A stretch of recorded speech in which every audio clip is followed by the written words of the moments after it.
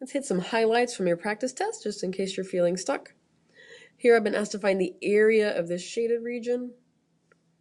I notice that if I draw infinitely thin rectangles, which end up looking like vertical line segments, every one of them has its top touching the quadratic function and its bottom touching the linear function. That means I'm going to be able to write one integral with respect to x.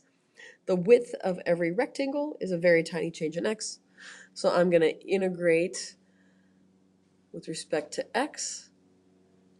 That means I'm going to need x limits, so I'm going to need to know the x coordinates of those 2 points where these curves intersect.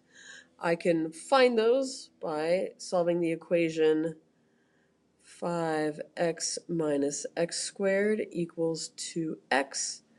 When I rearrange that equation, I like to get my quadratic term to be positive.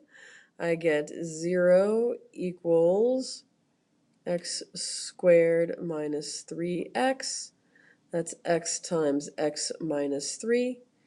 And I can tell that's going to give me two solutions, one from x equals 0 and the other from x minus 3 equals 0, which gives me 0 and 3. And I'm going to integrate top curve minus bottom curve. So by top, I mean the curve that the tops of all of my vertical line segments touch. That was 5x minus x squared minus the bottom, so minus 2x. Now I'm going to integrate. You might choose to simplify. That's going to be the integral from 0 to 3 of negative x squared plus 3x dx. I'm going to need an antiderivative, so that's going to be negative x cubed over 3 plus 3x squared over 2, integrated from 0 to 3. That's negative 27 thirds plus 27 halves minus, when I replace x with 0, I'm going to get 0 plus 0. That's not always the case. Don't make an assumption that you can just skip that second limit. But in this case, I can, and that ends up being 27 thirds plus 27 halves, so that's negative 9 plus 13 and a half, which is 4.5. Notice that you could have stopped right here to get full credit, but I'm happy to take that answer too.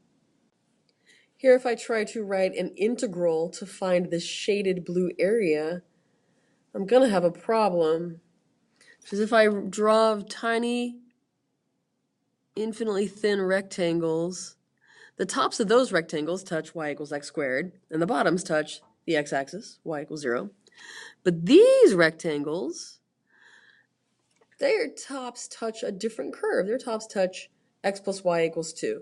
So I'm not going to be able to write one integral, top minus bottom, because I have a different top some of the time. So here specifically I asked you to integrate with respect to x. So we are going to split up this picture. I notice the place where the change occurs is at x equals 1. So I'm going to write two separate integrals. Let me move this around.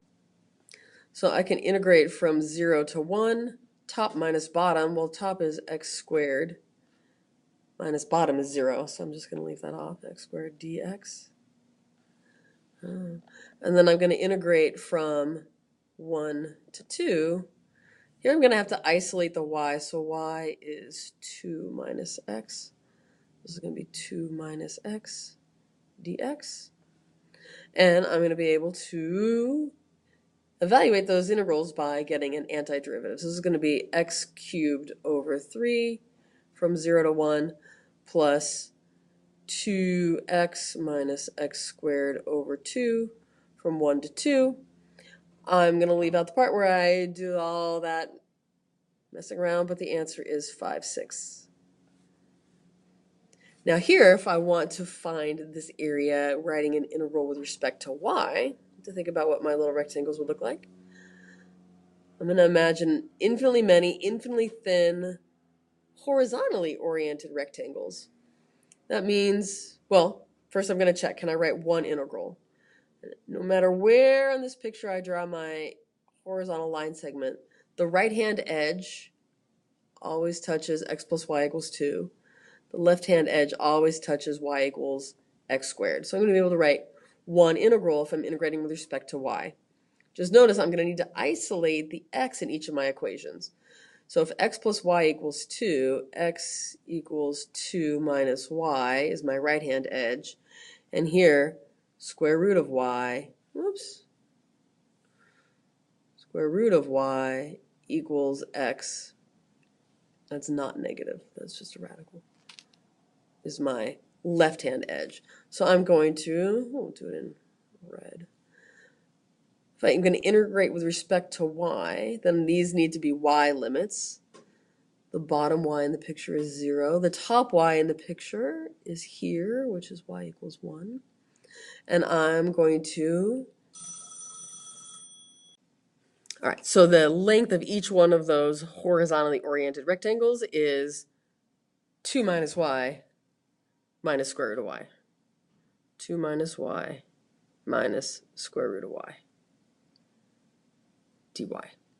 So I can integrate by finding an antiderivative. That's going to be 2y minus y squared over 2 minus 2/3 y to the 3/2.